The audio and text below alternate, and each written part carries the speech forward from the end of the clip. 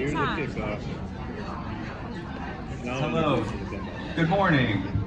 I'm Josh Underbrink with Activate Allen County, and it's my pleasure to welcome you to our 2023 Community Health Stakeholders Breakfast.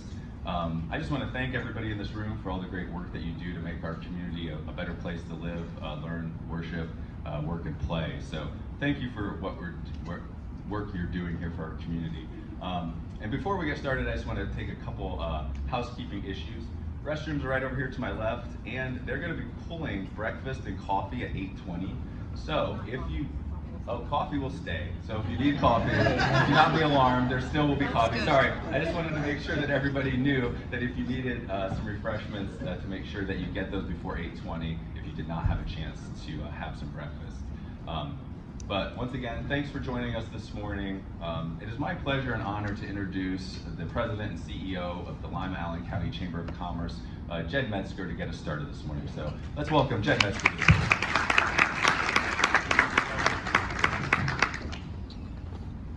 Well, welcome everybody. I mean, this is great to see you. I came back from Italy just to be here. I mean, actually, I did. I was on the plane yesterday. So anyway, we're happy to be here, and this is one of the, and you know, Josh thanks everybody else, but I also think we need to thank him and his team right here. They do an outstanding job, and they really care about the community and the health and well-being of our community, and they go the extra mile, and you don't see that. I see that every day, so thank you guys. So now, we'd really like to introduce our speakers for today. We're going to start off with Susan Manchester, House of Representatives. We have Susan come up, and then Beth Seibert, the Allen County Commissioners, will follow her, and then we'll have Sharita Smith, the Mayor of the city. You know, I said, Susan, do you want me to read all your bio? And Susan said, no, people don't want to hear all that. It's big. I just would rather just, you know, talk and you know, with people in the audience. Susan has been a great person, a great advocate for our community, and anytime you ask her to do something, I don't know how she finds the time, but she finds the time to go beyond to hear our needs and try to resolve some issues, or try to put a bill in effect with her colleagues so that we can make improvements to Ohio. So I really appreciate her, and I appreciate everything you do, Susan. And so with that, come up and enlighten us. Thank you. Well, thank you very much, Jed. I appreciate that. And yeah, I always say the bio was written for someone to read online, not necessarily to be read out loud. So I like to skip that when I can. But my name is Susan Manchester. I'm the state representative for Allen County and Northern Auglaize County. And when I was first elected to the legislature in 2018, I got onto the healthcare committee and have actively been working on healthcare issues in the State House. And two issues that we are often confronted with are access to healthcare and the cost of healthcare. And for me personally, I have taken an active role in the legislature to untangle the web of regulations that contribute to the cost of healthcare and ultimately make it harder for folks to get the health care they need. That's something that I've been working on, but something that is often missed in the conversation are preventative measures. And that's where organizations like Activate Allen County really come into play. They work with a broad spectrum of businesses, nonprofits, and government organizations to ensure that our communities are working on preventative measures that will ultimately lead to healthier outcomes and cheaper healthcare costs. One thing that I have noticed is when we decide to make very intentional small changes in our behaviors, that really can lead to long-term outcomes that are good for us overall. One of those things is maybe taking the stairs up here instead of taking the elevator, which I noticed that Activate Allen County has a sign encouraging you to take the stairs, but I still took the elevator. Another might be drinking more water a day than you normally do, or taking a 30-minute walk twice a week. But those are the kinds of behaviors that are small and consistent that can really lead to good changes. And it's encouraging to see Activate Allen County not only working on those types of changes that each of us individually and corporately can make, but also working with a lot of folks to ensure that everybody in this community has access to that information. I personally am not going to ever author a bill that requires every person in the state of Ohio to drink more water, but Activate Allen County can take an active role in ensuring that folks have that information and ultimately live healthier lives. So again, thank you all for your participation in this. I'm really looking forward to hearing from each of you on the different projects that you're working on in the community. And again, thank you for ultimately leading to healthier outcomes for individuals in this county. And now I would like to introduce my good friend, Commissioner Beth Seibert.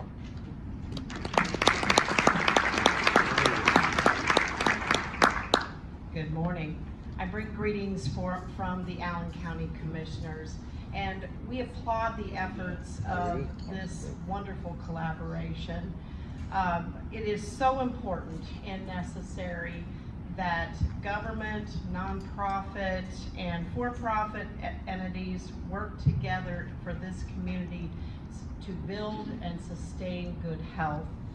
And how important it is to a vital community such as ours for those initiatives to succeed. And I know that Allen County is at its best because we partner and we collaborate on all issues, including health. And I thank you all for the time and effort and energies that you put into Activate Allen County and all the different health initiatives. So congratulations, and glad to be here today to offer these comments. At this time, I'll call up Lima Mayor Sharita Smith.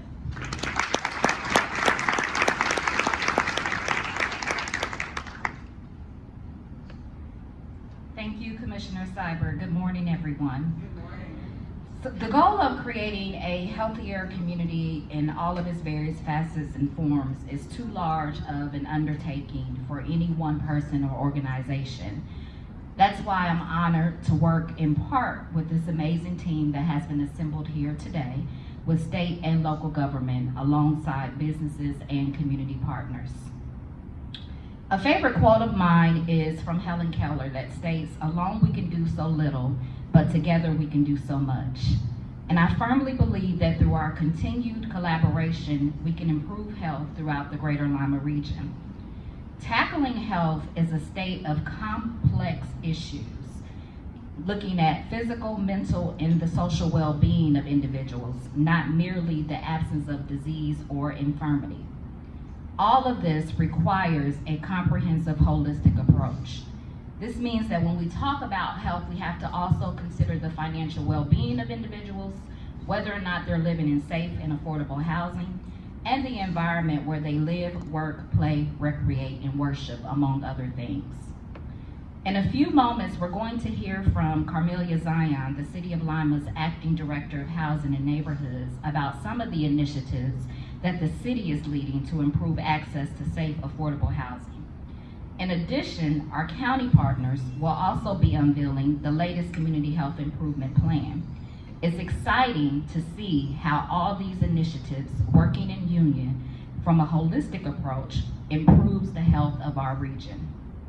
And finally, as we look to shape the future of our community, it is important that we reflect on one person and how much their impact can influence an entire region. My friend Jackie Fox was a model of servant leadership, tenacity, strength, compassion for the Lima community.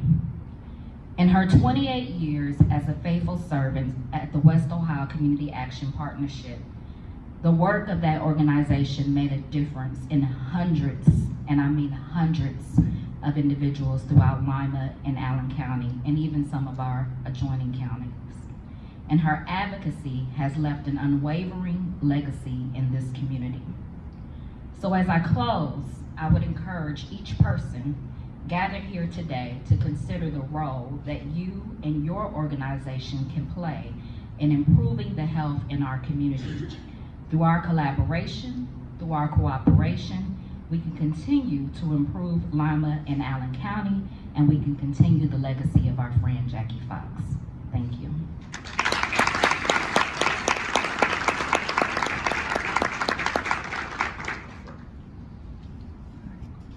Thank you to our elected officials for being here this morning and kicking us off.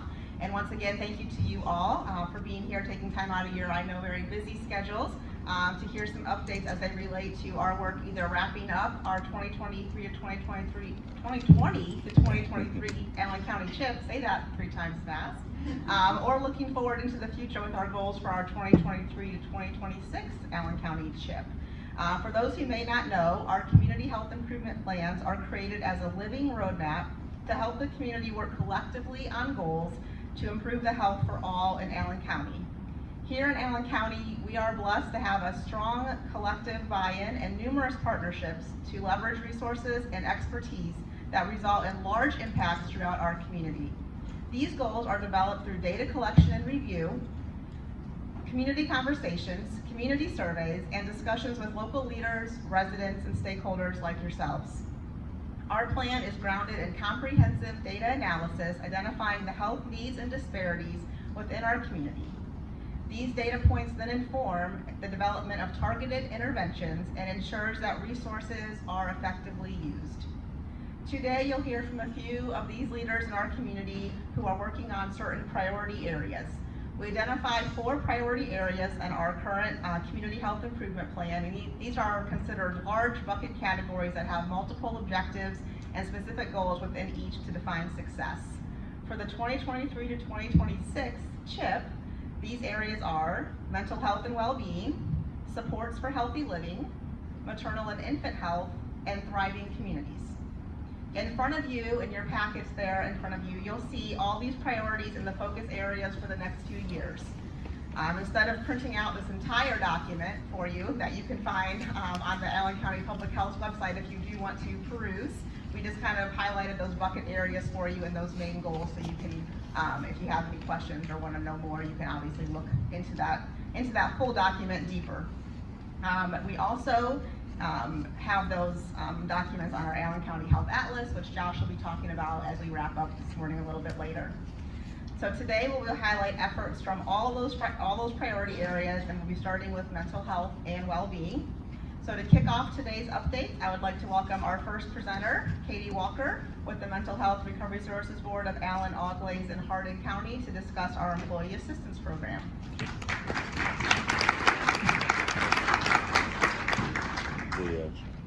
Okay, good morning. So very briefly, for those who don't know what the Mental Health and Recovery Services Board does, we're a planning authority for behavioral health services in the Allen, Auglaize, and Hardin County region. So we don't provide any direct service. We work with local providers to provide services to our community. A few years ago, we realized that we were seeing a new population of people coming into the community behavioral health system. They were working class individuals that were struggling to pay for their behavioral health services for them and their families. And so this got us brainstorming on ways that we could help them in a more cost-effective way, because that system is very costly. So we also became aware of the benefits of an EAP program, which is an employee assistance program. So we began a partnership with Working Partners and Activate Allen County. And then once we selected an EAP provider that we wanted to work with, we started working with E&I. So this program is pretty amazing. It's very innovative and it's been extremely cost effective. So what this allows is we started to look at small to mid-sized businesses with 100 employees or less. We're now working with 75 different businesses to make this available to their employees that may not otherwise have the opportunity to have some of these services. This specific EAP allows for 10 counseling services for the employee and for all of their family members. So that's one of the highlights for us among many other services. The cost of that service is only $1.27 a month for an employee, and it includes a wide array of services. So it's only about $15 a year compared to the cost of one assessment being over $100. So this has been a very cost-effective way for us to serve a lot of people in our community. So now this is reaching 2,800 employees. The goal was 27, so we've exceeded that. And all of their family members. So well over that amount of community members that have access to these benefits. Other benefits in general, it decreases turnover for employers, it increases the employee satisfaction, increases attendance, and it allows them to have an option instead of termination. You know, here's some other opportunities that you have, and you can use that system. One of the other things that we realized is that nationally, EAPs are only used about 3%. They only have a 3% utilization rate, so we knew that we needed to do something to try to increase that utilization rate. So that's where the navigator came into play. So we have a local navigator who helps to get businesses signed up and then provides education to those businesses to help that to increase the utilization. And as you can see, our local utilization rate is 33.5%. So we've well exceeded the national average for that as well. So it's a great program. The other benefit is that they have a wide access to a lot of different providers. So there's thousands of providers that are part of this program. Across the nation. They have lots of specialties, so it gives them access to specialty services, but there are 19 in the state of Ohio and 4 providers locally for individuals to be able to get services for themselves and their families. So it's been a great program, helps us make healthcare more affordable, and do some great things in the community. So that's all there is to that. And then next I would like to introduce Betsy Wingett from the United Way of Greater Lima to discuss the 211 program.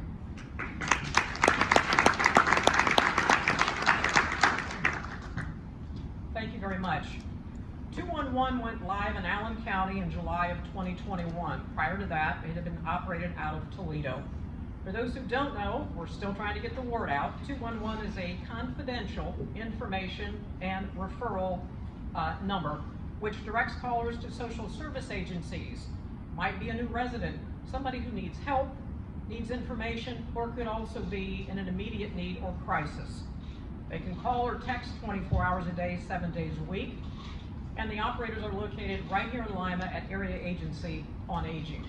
Callers are then referred to the agency that can help them. It could be a food need, clothing, shelter, medical, mental health, transportation, utilities, or veteran services.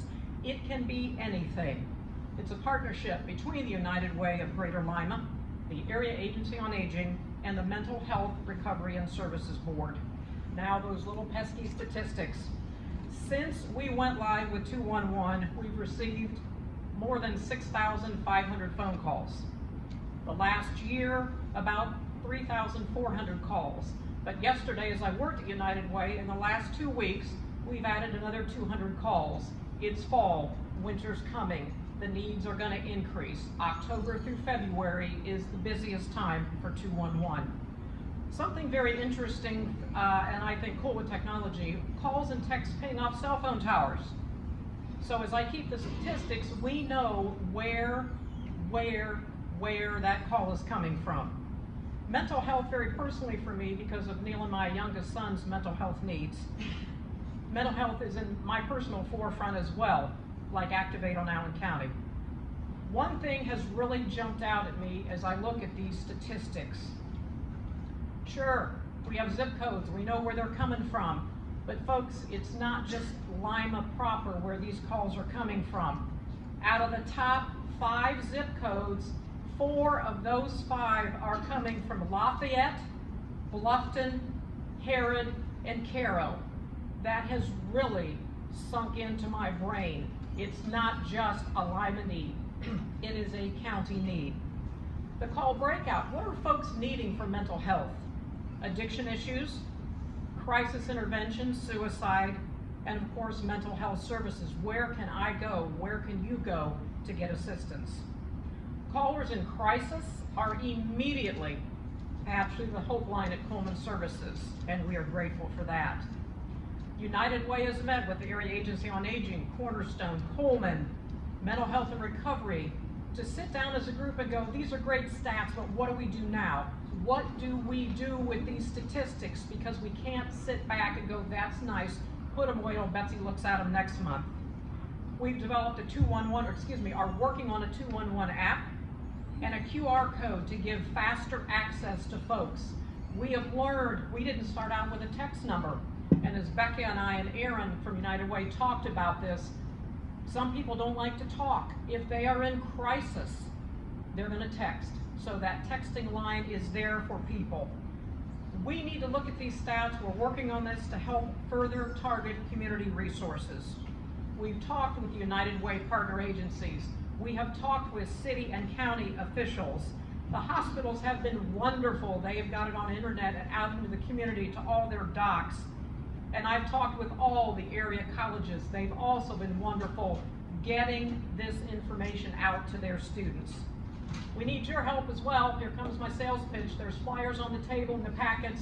Take them with you, pass them out, post them, put them in your newsletter. Help us continue to get the word out on 211.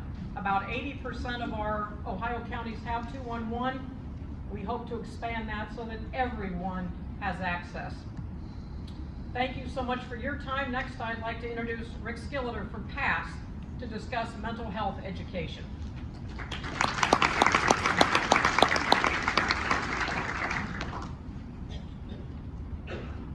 Thank you and good morning. Abraham Lincoln is quoted as saying, next to creating life, the greatest thing one can do is save a life. I am from PASS, Prevention Awareness Support Services, and our staff are working in the community in the adult and youth areas to do that, to prevent things from happening and do our best to provide resources for individuals to connect to services. PASS provides evidence-based programs throughout the region for schools, youth in schools. We have suicide prevention programs and substance use disorder programs trying to prevent, because we know that the best spend of our dollar is on prevention. We know that intervention and treatment is very, very critical, but if we can prevent it from occurring, as the mantra of today is, we can hopefully affect those folks and have them not need treatment down the road. Those evidence-based programs, we have probably on the screen the mental health first aid program being one of the largely adult programs that we offer through the CHIP and through the community. But I would be remiss if I didn't say that a lot of the schools are also engaging their staff in a program specific to working with youth in mental health first aid. So the program itself can be a 6-hour or an 8-hour and broken up in a variety of ways. Some of you in this room have probably participated in that training program or had colleagues who have participated in it. Donna Dickman has been banging the drum for years with that program. Many of you know Donna, and we're very appreciative of her work. Another thing that we do in relationship to having the community be in a better space is crisis stabilization for communities in the aftermath of tragedies. So we have a critical incident response team that goes out and provides services. Again, some of your partnering agencies have staff that volunteer with us to help our community be in a more stable environment in the aftermath of tragedies. I would be remiss if I didn't put a little sales pitch in as well. We are in the fall season, which means we're in the election and re-election and all of that stuff, and I'm not going to get political or anything like that. But we do have a now more than ever campaign going on for the mental health and recovery services funding levy. And so downstairs, since you came in, we have had the signs delivered. If anybody would like to take a sign or two, you're welcome to do that. On your way out, we would appreciate any support that you can give for that levy. I'd now like to introduce Brandon from the health department to talk about what we got going on there.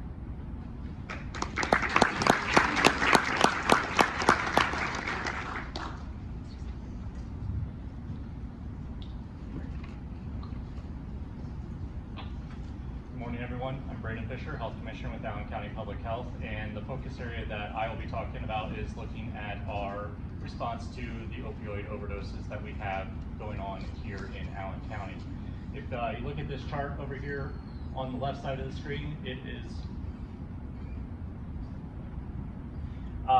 you can kind of see where we were in response to the drug overdose issues that we had in our community. So in 2016 and 2017, we saw a major jump in drug overdoses in our community, and we got together as a community to respond to the needs and put different interventions in place to try to bring our drug overdose rate down. And we saw success with that in 2018 and 2019. Pandemic, we will take blame for some of that because of all the interventions that we had to take to try to resolve the concerns that we had in the state to ensure that we were able to respond to one crisis and look away from another. We saw the number of drug overdoses increase. We also saw changes in the stream of what was coming into our community and infecting individuals who were utilizing these opioids to survive on their day-to-day basis, and we saw a jump in drug overdoses. Back up to where we were in 2016, and then when we look to the data last year, we jumped up to the highest number of drug overdose deaths in Allen County since this crisis started. When you look at a map of drug overdose deaths in the state of Ohio, the number of counties that have record overdose deaths, Allen County sticks out like a sore thumb in Northwest Ohio, and it's a lot of Southeast Ohio that had 2022 as their highest drug overdose death rate for the year. So we are seeing some sliding backwards on some of the response efforts that we have. So we got together and had discussions with the Mental Health Board and other community partners to try to see what preventative efforts can we put in place to identify different resources or gaps in treatment, gaps in care for individuals who are suffering from this crisis, to try to bring in new interventions to help these individuals and prevent them from getting to the point where death is there, where we can get them to treatment. And the goal is to set up an overdose fatality review board in the next few years to identify the individuals,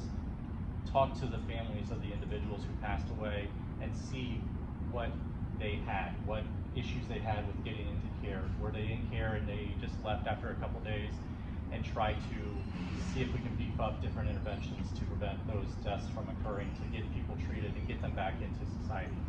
Most of the deaths that you see are in working age individuals. So for the health of the community, if we lose 47 individuals who are contributing to working in our grocery stores, in our factories, in our government agencies, wherever else, that's 47 fewer people that are able to help us thrive as a community. So we're really looking to try to address that issue. One other issue that we're looking at is looking at suicide deaths. So 2020 and 2021 were highest number of suicide deaths for Allen County. We had 30 in 2020 of suicides. So looking at different ways that we can address those issues to ensure that individuals are able to get to that level of care that are being provided by everyone else who's talked to you today, so that they, before they get to crisis, we can take care of them and make sure that we are bringing those numbers down and get back to where we were in 2018 and 2019 and bring those numbers down even further. Next slide. As an agency, we've been responding and trying to get naloxone out into our community to respond to the drug overdoses that have been occurring in our community. The chart on the bottom left is showing just how successful we've been in getting those naloxone kits out into the neighborhoods.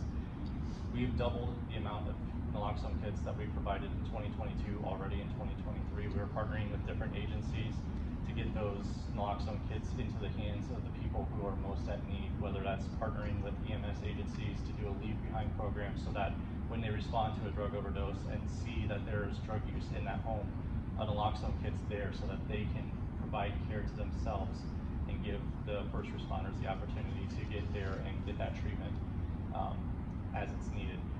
Our goal is to get 50% of our naloxone kits into the areas where we have the highest number of drug overdoses in the community. So far we've hit 60%, and we constantly look at the numbers on a month-to-month basis to see where the individuals are suffering from overdose and try to get efforts out to the community, whether it's working with different entities to get it out there or do distribution events.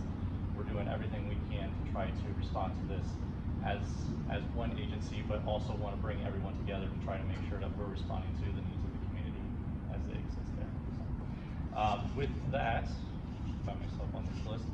I'd like to introduce Tyler Smith with Mercy Health Lima to discuss tobacco control and cessation.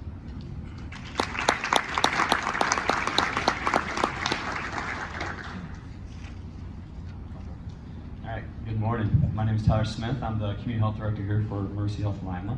I'd like just to speak about some of the work that we're doing for tobacco cessation. So when we were back a couple years ago, really tobacco cessation, there was really nothing available, right? There's no resources, nothing to refer along. And so we came along together with Activate Allen County And in 2020, which was great timing with COVID, right? We started the Activate Change program. And so that program has been successful, it's been sustainable, it's been running. And so since 2020, that program is a 12-week program that we offer at no cost to any individual. So they can do a self-referral, they can call in, they can also be referred by their provider. And that program's at no cost to them. And so it's a 12-week program. We also offer 10 weeks of over-the-counter nicotine replacement therapy as well. And so just to kind of highlight how successful that program's been so far, since the program has started, we've had almost 600 individuals referred to that program. 58% of those have completed and reported quit smoking after 180 days. In totality of the whole program, in totality of the whole program, we have decreased the baseline of packs per day. So those that were coming to the program, they were using almost 1.5 packs per day. Currently, we're at half a pack a day. So that just kind of shows the impact over not even 3 years, especially with COVID, where then access was an issue as well. Since 2020 as well, 24% of those that have come through the program have remained quit-free at 30 days. Almost 50% have remained quit-free at 180 days. And then just for 2023 data alone, we've had 32 individuals complete this year already, 30 self-referrals, and almost 500 total patient contacts. So we know that that program has been successful, right? But it can't, there's so much need out there, right? And so we came alongside last year along with Activate, and we applied for a grant through Ohio Department of Health, specifically for tobacco use and prevention. And that was looking at increasing access and awareness to the resources that were available, but also trying to increase referrals to the state quit line. And so we had 50 or 65 individuals just last year that signed up for that program, the state quit line. We did a whole media campaign. We did a bunch of outreach activities specifically in areas that we know that the population, higher prevalence for smoking incidents, and so kind of meeting them where they're at. That was so successful that we got another larger grant this year through ODH to add the youth component. And so now this year we are actually going into the schools. We're working with youth. Just this week and last week we've been working with 6th grade youth, but working with them and trying to create an ambassador program where they're working with their peers to develop a curriculum and a program around vaping, because we're seeing vaping as low as 5th grade now. And so, you know, this is work that's going to continue to work or continue to be a need, but just to highlight some of the things that we've done, you know, been really successful, and hopefully this is something that will continue to grow. So you can see some of the objectives: enroll 1% of residents in Allen County in the tobacco quit line. Hold 15 I-9, so specifically those individuals that are caught in schools with substance use, refer them. So it's a healthy intervention versus taking something away from them. Decrease the youth vaping products in the area. So with this grant, we'll also be doing audits within retail and continue to grow and expand our tobacco cessation program at Mercy. So with that, I'd like to introduce Tara Reynolds Bales with the Lima Allen County Regional Planning Commission to talk about active transportation.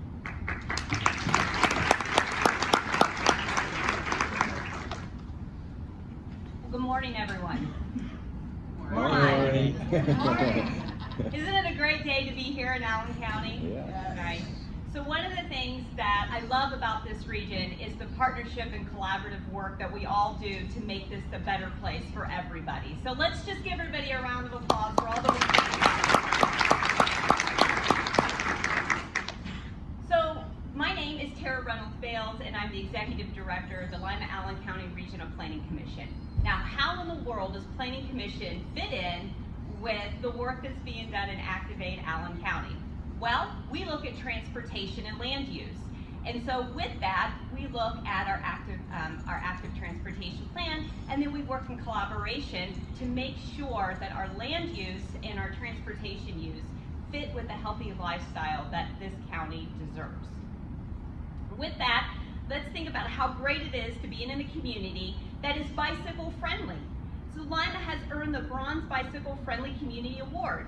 We achieved this award by demonstrating a strong commitment to about 10 building blocks, such as bicycle education in the classrooms and bike events, and then having a plan and implementing the plan for our region.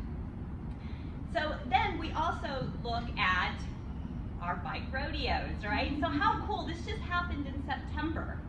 And we had about 56 of kids that participated, and what a great way to get kids started in being an active lifestyle and looking at how they can get around this great county using those good bikes that they got at the rodeo. But one of the things that we do too is that we're pretty data driven at regional planning. So we work in partnership with volunteers with Activate Allen County to do some ped and bike counts in the region. And so we take that data, and I encourage you to go to our website, and they actually map it out to show you how many people are walking in what areas and how many people are biking in the areas. And we look at the trails and the walkways with that.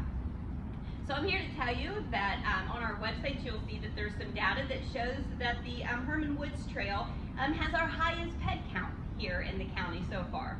And then also the Bluffton Bentley Path has the highest bike use in the county. So I really encourage you to go to our website, map it out, see, and be a part of the movement so that we can count you, right? and make sure that we can increase the number for this time next year. But one of the other things that we do is look at, as I said, the use of our land and how we work. So the goal of the active transportation plan is to provide a rationale for implementation of bike and pedestrian facilities to Allen County's transportation system. So what we say is, how can we keep this active lifestyle? Because it is part of our goal in transportation, which is to decrease vehicle emissions and aid in the improvement of the quality within the region. So with that, in our transportation plans, we have been able to, over the past, construction of sidewalks along Spencerville Road from Cable Road to Pierce Street in the city. How many of you walked those? A lot, because that's my way to work every day, and I see so many people walking on those sidewalks. So I want to applaud everybody who participated in making sure that those sidewalks are there, because as soon as the sidewalks were dry, folks were walking on them. So it works. The other thing is that we look at the construction of shared use path in the village of Bluffton along State Route 103. And we also look at what we can do in the future, and also working with RTA over there, Karen, to making sure that folks have access to mass transit, which helps reduce the vehicle emissions, which is part of our plan. And then also we look at just the task force itself, which exists to address issues that affect active transportation. It is a way for government and nonprofit and for-profit and citizens to collectively work on improving access to parks, retail, employment, and recreation for all of Allen County. So again, I encourage all of you to go to our website. I also encourage you to sign up and be a volunteer when we need ped counts, and so that we can increase the active transportation here in Allen County. Thank you. So now that we got you all ready to work, we got you all ready to walk and everything, now we need to talk about food, right? So I'd like to introduce Tommy Harner from the West Ohio Food Bank to discuss healthy food access and the green prescription program. Thank you. Thank you. That's going to be a hard one to follow, but thanks for setting the bar high. So I'm Tommy Harner with West Ohio Food Bank. Many of you probably are familiar with who we are, but just to give you a little information for those who don't know, we are the largest food distribution organization within West Central Ohio. We have an 11-county service area that we oversee, and we work with many partner agencies, over 100, along with community partners, to help distribute food throughout those counties. Within those areas, there's over 52,000 people who are food insecure. Just in Allen County, there's almost 30,000 people. So last year, we served about 30,000 people, with 15,000 being new to the system, meaning they've never been there before, and that's just in Allen County. So that gives you an idea of what the need truly is anymore out there. There was 3.1 million meals served in 2022, and we do that, again, with those partnerships and different programs. One of the programs that we've been working with is with Mercy Health. In 2020, we began talks to, in Activate Allen County, I'm sorry. we began talks to provide a green prescription box program. So when individuals come into the clinics, there's 12 of them now, went from 1 to 12, so we're very happy about that. They get asked those questions to determine if they're food insecure. If they're found to be, then they're provided a food box that day that is shelf stable, but it's healthier foods. It's your whole wheat pastas, your no salt added vegetables, and low fat items. So when they get that box, they can take that home and provide it to themselves and their families in hopes that they're going to start eating healthier foods. Because of capacity at the clinics right now, they can't store the perishable items. So the clinics also give this individual a voucher that they can bring to us, and we will provide them with the meats, the fresh produce, the dairy items, eggs, things like that. There have been 150 residents that have been impacted by this program through those clinics, and 68 vouchers have been returned to us to get fresh foods. If individuals aren't able to come to our facility to get that, we are providing delivery services as well, because that is a big barrier that individuals are facing.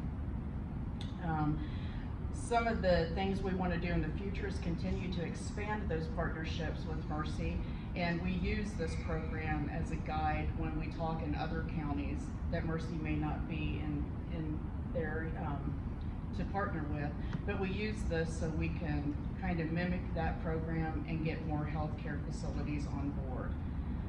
Again, we want to expand that and just make sure that we're getting food onto the tables of our vulnerable neighbors. So with that, I want to thank you for listening to me, and next I want to introduce Jeff Utz with Lima Memorial Health Systems to talk about well child visits and immunizations.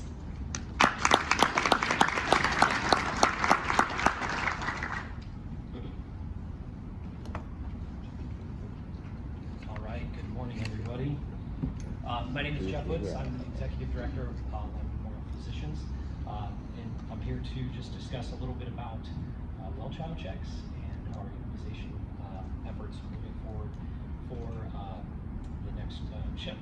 So, when I was looking at the priority this morning, I noticed it said, ensure children have a healthy start in life. It's very, and I was like, that's very interesting, right?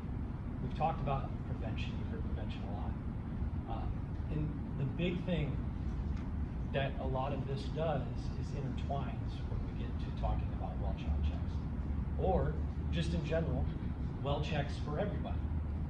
But because we're here and want to make sure that we ensure that the youth have a good start, we're starting here.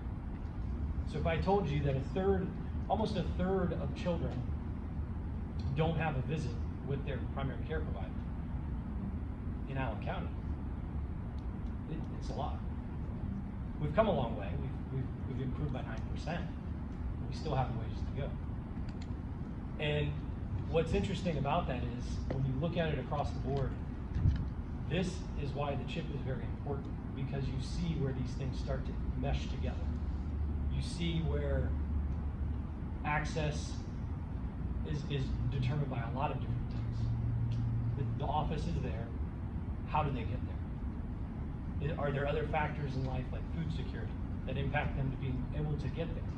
So that's why it's important to not just take into account we do one thing, we have to do all of these things together. And so our goal is to improve well child checks by 1% in youth under 15 months. So we start at the very baseline, which is hard to believe that there's children that leave the hospital after being born and don't see a PCP. I just find it interesting. So we want to work with all of our partners to make sure that we do everything we can, as well as help them to achieve the things that they need to achieve, so that we can all improve what we're going to do for the youth. They're the future. So it's very important. And then we go to prevention, right? So prevention, and when we see that, immunizations. We won't get political for all the elected officials here. But immunizations are a prevention tool for us. And we want to increase the immunization of our youth by 3% with this next chip. We still wouldn't be at 100%. We're making an impact, we're preventing, and we're setting them up for success. So that's why we do have that on our chip this year, or in this next cycle. And I hope that we can not only meet these goals, but for the sake of our youth and those that are going to carry us forward into the next generations, we exceed the goals. So I was very struck by the way it's worded. Ensure children have a healthy start in life. So it's very very interesting to put it that way. So with that, thank you all for listening to my little spiel. But I appreciate the time and to be able to talk about that this morning. So next, I would like to introduce Melinda Hobler. I'm sorry, yeah, Melinda Hobler. Sarah. Melinda. Sorry. I was gonna say my paper didn't say. Sarah. Michigan. Yeah. With Allen County Public. Then you'll be discussing Cribs for Kids program. Yes. All right. Another great way to start things.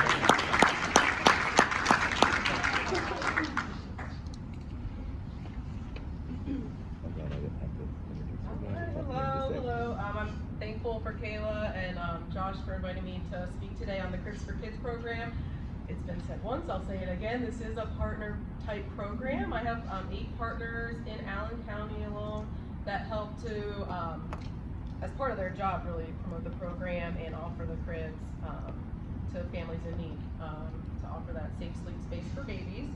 This program has also started in 2017, and really the efforts then and through 2023 were just to increase awareness of the program and have that safe sleep space available for families in that time of need when they need it. And when I say safe sleep space, what we provide is a portable crib. It pack and play, lots of different names for it, but it's one of those ones you can set up and take down pretty easily. Makes it pretty portable. So that is seen as a safe sleep space, bassinets that lay flat, and then of course the full-size cribs as well. So those are the 3 things that we kind of educate families on, is where we want babies to sleep most often. And so I have those official partners, but really it is a family and cultural, people, a new mom might have a closer relationship with someone else other than me and would want to listen to her experience as well of like how to take care of a baby. And sleep is ever elusive sometimes that first year of life, but how to make it as safe as we can for babies to get them to their first birthday. So you can see our numbers and our outreach have grown since 2021. I expect us to reach that 5% more than last year distribution through the rest of this year. And then I think you'll hear later on in some other speakers, we're going to focus going forward on actual census tracts. So that takes a county to a zip code to even like a few blocks within an area, within a city. So I picked these 3, or the group picked these 3 to align with some other CHIP goals. And they're, I think 141 is where we are now, and it goes a little bit north, and then 134 is just south of us, and then 129 is a little bit northwest. So it is mostly focused in central Lima. One thing to note is 141 has the lowest population of residents aged 0 to 4, so there might not be as high a need here, but we sure want to make sure that families know that this resource is available and that it is accessible to them as well. So we'll have more of a focus on more central Lima, but it is going to continue to be available to anyone that qualifies and is in need of a crib, of a safe sleep space going forward. I feel like I need to ask for questions, but so Melissa's not here. Yeah. Sarah M. works. So one of my partners is going to speak next. Help Me Grow, Rachel Staley. Is that right? Awesome. To talk about our referral services.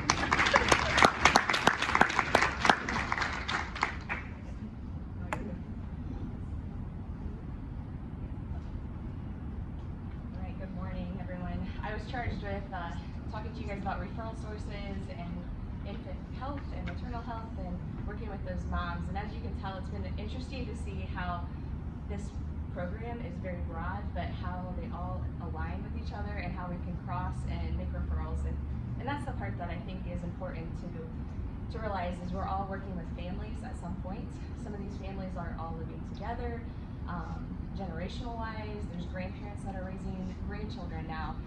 And it's just making sure that those supports are in place and recognizing those. And in Allen County, we have a lot of those supports right here locally. We have WIC, there's Help Me Grow, there's home visiting, and then there's early intervention. I am the Director of Early Intervention Services with the Allen County Board of Developmental Disabilities.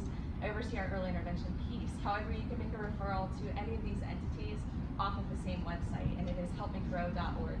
So if you're working with a family and you recognize that they don't have supports in place, you can go to one website and make that referral. You can make that referral for WIC, you can make that referral for home visiting, and you can make that referral for early intervention. And it's not up to you to decide if that family is eligible for those services. That is where central coordination can call them and figure that out and make them connected to those community resources that are right here in Allen County.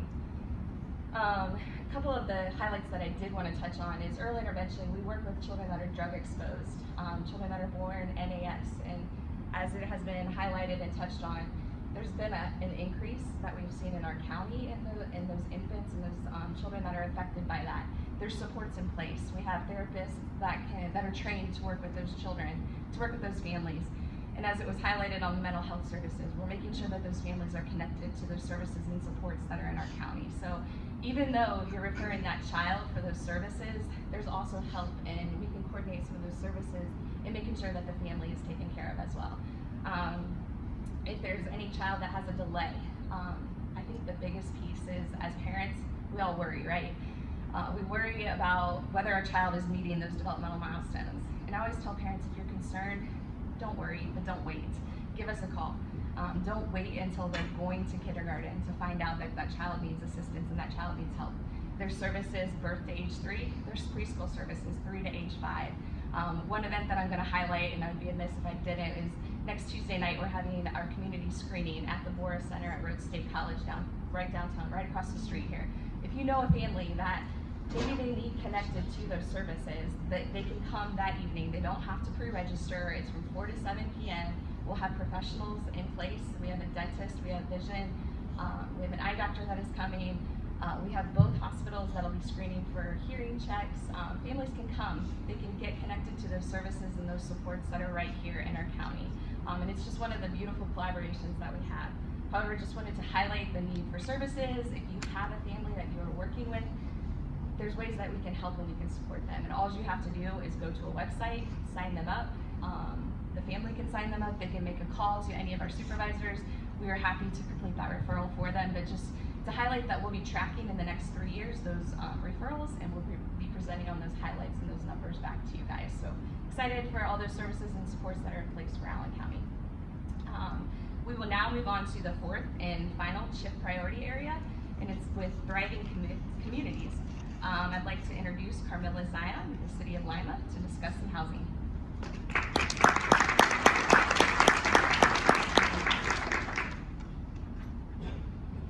Good morning, everyone. Thank you, Allen County, for having me this morning.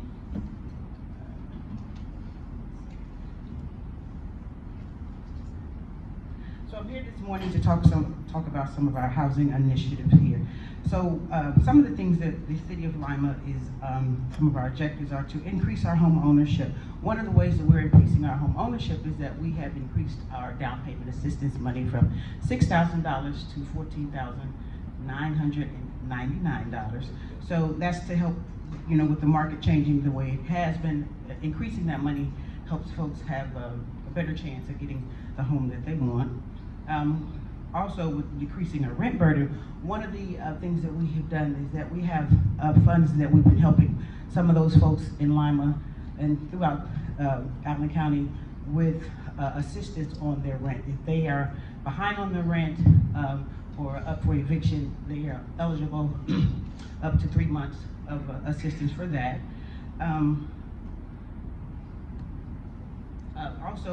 Also with our lead program, we have a $2 million federal grant that we have for residents in the city of Lima, but we're also in conversations with the county about state money as well, so that everybody can help with that. Some of our accomplishments, the mayor, when she was chief of staff, she started the Lima Housing Task Force. We've increased our affordable housing units here as well. We have Shawnee Lofts, and we also have Spring Street Lofts that have come up in the last, I think in the last 3 years. We've also increased with our partnership with NACA, which is a neighborhood counseling agency, one of the largest counseling agencies in HUD, is that we have had 637 individuals to come through that program that are interested in home buying. And as of date, we actually have 5 individuals that are qualified and 1 person that's also already closed on their home.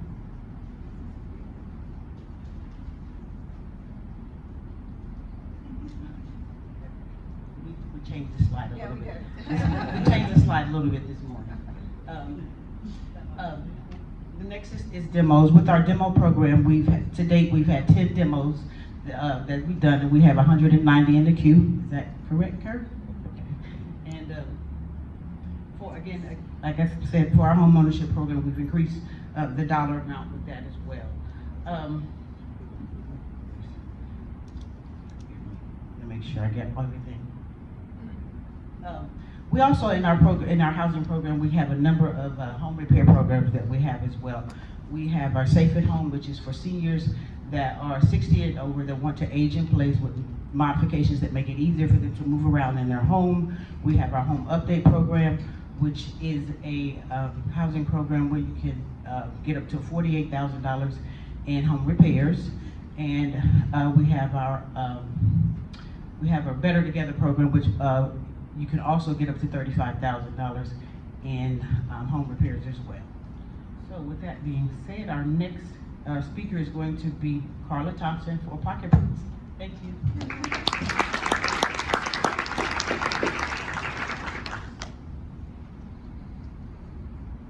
Thank you, Ms. Carmilla. I'm incredibly impressed because when I saw that you were talking about everything that we're doing about housing, I'm like, no, there's no way in hell in 3 minutes, but okay. You did it, girl, you did it. Also, I would like to take a moment to just not really thank, but just recognize Josh and Kayla. You have no idea what 2 people can accomplish until you have seen them work. They are amazing, and yes, so actually thank you, because this today is amazing.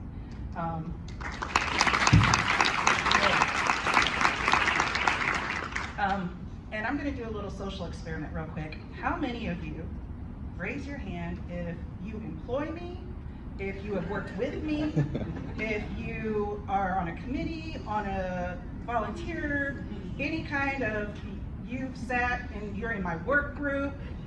Front table, raise your hands. Side table, raise your hands. Okay, now look around. Keep the hands raised and look around. Okay, this is not because Carla is cool. This is because we are finally starting to come out of our silos, and we are working together. And that is also beautiful.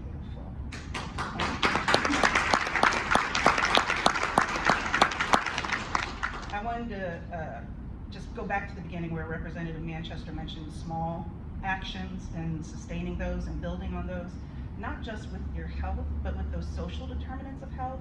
That is how we actually make sustained improvements for our community. Our Pocket Parks initiative, small outdoor space, usually no more than 1 birthday maker. You guys can read all that. Why Pocket Parks? One, because I talked about an idea that my neighborhood association had in front of Beth Keene, and she said, ooh, Pocket Parks, and now we've got a nice little coined phrase and everything that goes with it. And our first Pocket Park, the Central Lima Neighborhood Reading Association Reading Park, opened beginning of September, I want to say. Yeah, end of August, beginning of September. That was a collaboration. Initially, one of my neighborhood association members said, we need to be able to provide space and books for kids. And so we were doing that with like a summer reading program or whatever, but then we collaborated and got a grant from the city. I should say my husband, who is in charge of the neighborhood association, wrote his butt off and we got a grant from the city of Lima. So first collaborator, city of Lima, and then we added Mercy Health, and then so they provided the space, and then we, so the grant provided the materials. Our neighborhood association, our church members, members of a local AA group, and children, literal children from our neighborhoods, helped build the reading park itself. And so I mean, it's about collaboration. This is what happens when seemingly disparate people get together and make something happen. And now we have a vacant space that is beautiful. And we're looking to get more grant dollars in the very near future through the city again and through Activate. So we'll be building raised beds there and installing rain barrels because I know that my husband's writing will get us another grant, right? So I'm going to say that this is already happening. And in that pocket park, we were able to hold a Here's to Our Health block party sponsored by Mercy, but many of your agencies were there in collaboration again. And that day we were able to feed people with the West Ohio Food Bank and through sponsorship from Mercy for food trucks. We were able to get people screened for, or set up for screenings for various cancers. We saved a couple of lives because we screened somebody with high blood pressure and realized she needed to go deliver her baby and rushed her across the street. We are literally saving lives with the little bit of work that we do. And all of it compounds when we do this in unison. So that's our goal, is to create, I want to say, we don't have it up there, but we're looking to install, 3 more pocket parks, and each one of those health need zones, which are the census tracts that Sarah was talking about just a moment ago. And I think that we're going to be able to do it because we now know what it looks like to collaborate and to make it come together. And that also provides space that used to be dilapidated through the city's demo program that Carmilla talked about. The house next door that was really terrifying is now gone. So we have a pocket park next to a grateful homeowner who is just so happy that the space is being used, and a vacant lot that either will become something wonderful or provides parking for our reading space. So again, when we collaborate. This book here is entitled Broken Crayons Still Color, and it is to you from Activate Allen County and the CHIP partners, dated today. Avery has big emotions about changes in her life and her broken crayons. As Avery embraces her emotions and creativity, she discovers that God can use her to make beautiful things, even with broken crayons. I'm going to pass this around. As many people as want to sign it, please do, and we'll make sure that this ends up in the children's little free library that is at this reading park. Thank you.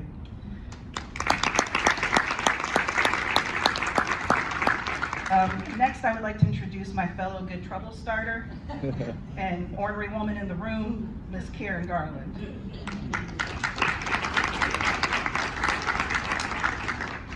Thanks, Carla. I was going to be on my best behavior today, but you just ruined everything. I'm going to give some information about RTA, and then I'm going to beat up the collaboration also. It is so amazing we're not fighting for territory anymore. RTA provides affordable, safe, and convenient transportation access to jobs, healthcare, education, job training opportunities, shopping centers, and other quality of life opportunities. Many people don't know that we actually have multiple modes of transportation. Y'all see our big buses going around and around and around in circles. Those are fixed routes. They're on a schedule. They do the same route all day, every day.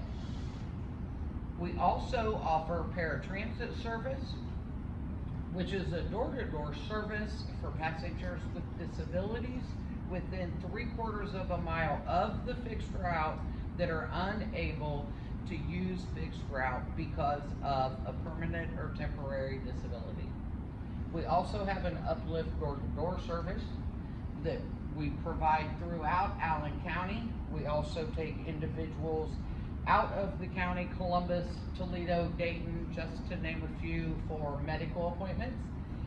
Those fees are based on the distance. In October of 2022, we started microtransit. To go back to our evening hours, it was more economical to do microtransit versus having multiple fixed route buses out rolling around with very few passengers. It is designed to complement the fixed route, so it took the place of, and we're currently running it in the city of Lima, where fixed routes would normally run. This again is a door-to-door service, and individuals do need to call for this service.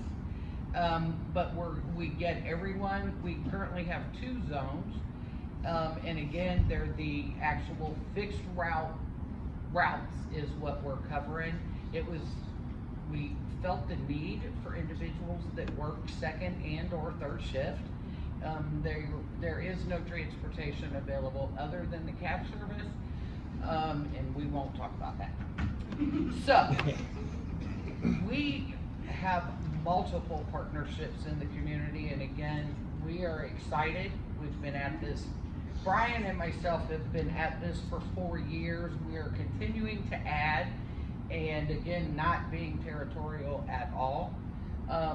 We have multiple partnerships that include JFS, Marimore Industries, Find a Ride, which provides elderly and disabled service, the VA, many schools, Lima City, Bath, Elida, Bluffton. In 2022, our ridership, we had a total, on fixed routes, we had a total of 175,549 rides in 2022. Our special services, we had 9,281, which for everybody that hasn't seen them, we are running trolley service on Saturdays downtown Lima. So if you're downtown Lima on Saturday, for whatever reason, hop on the trolley, take a little ride through downtown.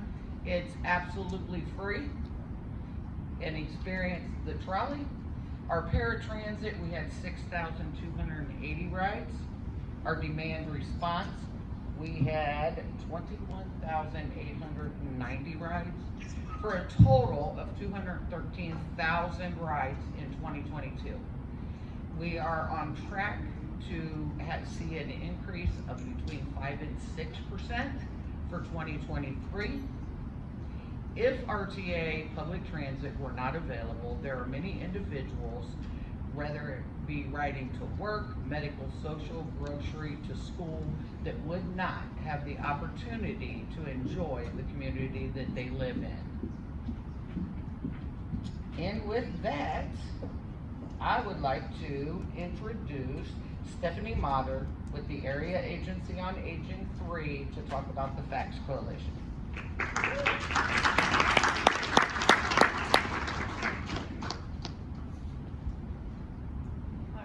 Good morning.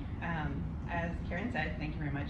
I'm Stephanie Motter. I am the Mobility Manager with the Area Agency on Aging 3. For those of you who aren't familiar, the Mobility Manager role is really to educate the community on what transportation options are available, as well as talking to the community members and stakeholders about what transportation gaps they're seeing. So, and then really to bring that information to the local and regional planning levels and make sure it's included so that we try and fill those gaps. Part of that, and one of the primary aspects of my job, is our coordinated transportation plan. Our coordinator, this area's transportation plan, is the West Central Ohio, and it covers Allen, Auglaize, Mercer, and Van Wert counties, and that can be found on the AAA3 website under transportation. And that is developed through our FACTS Coalition. The FACTS Coalition is new to the CHIP, so thank you. And really what the FACTS Coalition does is to bring people together, anybody that has a stakeholder, a stake in increasing accessible transportation, to the table to talk about it and figure out how we can better coordinate so that we're not underutilizing available options or duplicating services, just to make sure that we can increase that the accessible transportation to everyone. And our goal, like I said, really for the CHIP through 2026 really is just to increase membership. We're I think currently at 47. Yes. And that includes a wide variety of agencies, public transit. I see a lot of people here that attend these meetings, public transit, transportation providers, DD boards, Job and Family Services, Ohio Means Jobs, mental health providers, and all the way down to the end user, those individuals that are actually utilizing transportation, because obviously we want them to have a voice in what transportation gaps there are and how to improve those. So with that, I want to thank you, and I would like to now invite Josh Underbrink with Activate Allen County to tell us about the Allen County Health Atlas. All right, thanks, Stephanie. Let's have a round of applause for all of our speakers and presenters today. It's great to hear all the wonderful work that's being done in our community. And I just want to take a quick moment to draw our attention to the Allen County Health Atlas that Kayla will be pulling up on the screen momentarily. But on your pages, or on your tables, there's actually a sheet of paper that's a QR code that you can actually follow along on your phone along with us, because we have recently updated our Allen County Health Atlas to include our new 2023 to 2026 CHIP priorities. And you can actually click on an easy link to a map into the data points for each of those priority areas. So on your phones, you can see that on the left-hand side of that screen, it says CHIP 2023 to 2026. If you click on that, it'll take you to the CHIP page. It'll lay out all of our priority areas, and you'll see on the right-hand side a little globe, and underneath that globe is another little symbol. If you click on those, that'll take you to either a comparable map, where if you hover your cursor over top of a census tract, you can compare that census tract's data in a particular area, maybe the hardship index, to the county as a whole and to our adjacent counties, and get a snapshot of where those numbers are tracking in the wrong and in the positive direction throughout our county. But this is not just valuable to us doing community health improvement planning work. It's really valuable for grant writers, community planners. It is a valuable tool for anyone trying to look at where services and greater needs might be in our community. So I would urge you just to take some time out of your busy schedule if you can. Look at that Allen County Health Atlas. I'm sure there's something valuable for you. And then I'd also urge you, if you have publicly available quality data, we are able to add that to our atlas. This is a living, breathing data tool, and so we're able to take either state level, local level data and add it to this and use it in our tracking tools and measurements. So I'd encourage you all, if you have any available data, please let us know. There is some data that we would like to include that is not allowed for certain reasons, but we would love to have a conversation if you have some available data for us. Before I turn things over to Monica, I just want to urge everyone in this room, if you're not involved in one of our CHIP work groups, get involved. If you're not involved in one of our task forces, we'd love to have you.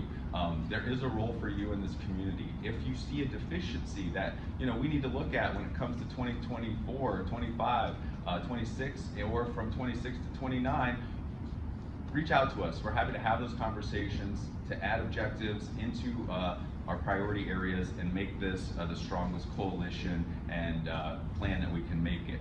I also want to take just a small moment. We talked about mental health first aid trainings earlier. The Bradfield Center, Chris Jackson. Chris, raise your hand. Talk to Chris afterwards. Yeah, you can give him a round of applause. Yeah.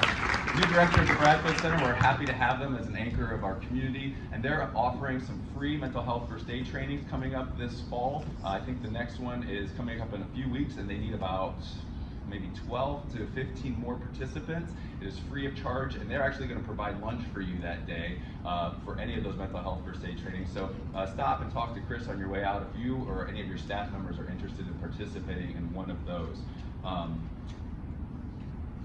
So once again, thank you for all you do to make our county a better place to live, learn, worship, and play for all. And now I'd like to turn things over to Monica Harnish from Allen County Public Health.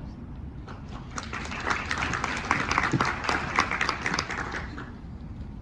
just want to call your attention to the survey that's on the table. Please take a few minutes to look at that. If there are additional health issues or opportunities that you believe should be in the CHIP, you can write those down, or if you have any suggestions or recommendations for other collaboration. And then if you're interested in participating in any of these priority areas, we encourage you to let us know. So you can fill that out, leave it on the table, or if you have any other additional comments about this program or the CHIP, you can add that as well. So again, thank you for coming.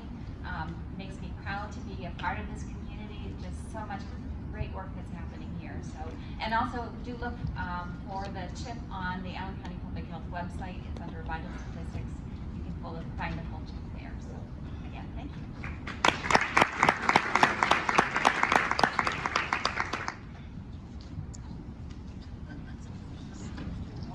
All right, this concludes today's meeting. However, please grab some coffee on your way out and see Chris Jackson if you're interested in mental health first aid training. Thanks a lot. Thanks again, Susan. Appreciate it.